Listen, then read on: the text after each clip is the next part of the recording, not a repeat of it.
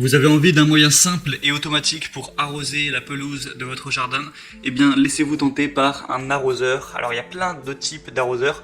Moi, aujourd'hui, je vais vous présenter des arroseurs oscillants. Donc, vous savez, c'est le mécanisme très simple où on va envoyer le débit d'eau par le tuyau et tout simplement, l'arroseur va naturellement osciller à gauche, à droite en envoyant de multiples jets pour vraiment arroser toute une surface de pelouse, des surfaces qui peuvent être assez étendues.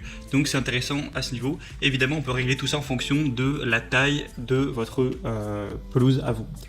Donc aujourd'hui, je vais vous présenter le top 3 des meilleurs arroseurs qu'on peut retrouver sur le marché, arroseurs oscillants. Je vais vous présenter ça par un ordre de prix croissant, même si voilà, ça coûte pas super cher, il n'y aura pas des énormes différences entre chacun, mais il faut quand même le savoir. Et du coup, on commence tout de suite avec l'arroseur oscillant Gruntech, donc qui peut aller jusqu'à 399 mètres carrés, moteur turbo pour arrosage de pelouse et surface carrée.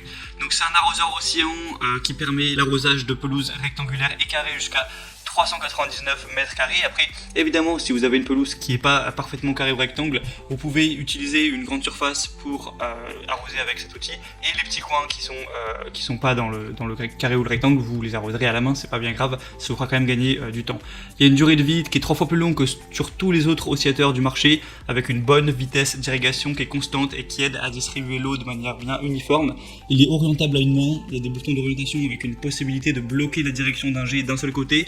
Et ou alors de le mettre des deux côtés, ce sera à vous de voir. C'est résistant et facile à nettoyer. Il y a un jet à 18 sorties en métal que vous pouvez facilement nettoyer avec une petite épingle qui est livrée avec. Il y a des très bonnes évaluations avec 4 étoiles sur 5 sur plus de 275 votes. Donc c'est vraiment bon, le prix en plus c'est très abordable. Donc vraiment pourquoi pas vous porter vers ce choix-là. La deuxième que je vais vous présenter, ou plutôt le deuxième, c'est l'arroseur Gardena Aqua, donc arroseur carré qui est noir et orange, voilà, le design est plutôt pas mal. Vous allez avoir un arrosage uniforme et homogène qui sera fiable pour une petite pelouse ou une pelouse moyenne pour une surface carrée qui va aller de 90 mètres carrés jusqu'à 220 mètres carrés, donc voilà, c'est plutôt correct à ce niveau-là, à moins que vous ayez vraiment une pelouse qui est immense. C'est commode et sans flaque. Il y a une portée qui est réglable avec une zone de jet qui peut être réglée de manière précise et on continue de 7 à 17 mètres de distance, donc il faudra voir en fonction évidemment de la taille de votre pelouse. Il est robuste et durable, donc l'arroseur dispose d'un filtre intérieur qui empêche l'infiltration de particules de saleté et encore une fois il y a une aiguille de nettoyage qui vous permet de l'entretenir simplement et sans effort. Et on va encore avoir des très bonnes évaluations, 4,1 étoiles sur plus de 200, c'est bon à savoir. Et le troisième et dernier que je vais vous présenter, qui est légèrement plus cher que les autres, c'est le Gardena AquaZoom, donc arroseur carré. Avec celui-ci vous aurez un arrosage flexible pour de petites surfaces de pelouse, la largeur de pulvérisation, la distance de projection et le débit d'eau peuvent être réglés facilement et de manière variable. Il est commode et sans flaque, encore une fois voilà, ça va vraiment tout arroser de manière homogène.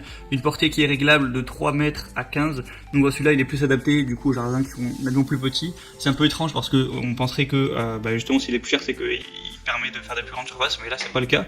Il est robuste et durable, donc vraiment résistant au gel avec un filtre métallique et un gicleur souple qui empêche l'infiltration de particules de saleté pour l'entretien vraiment sans trop d'efforts.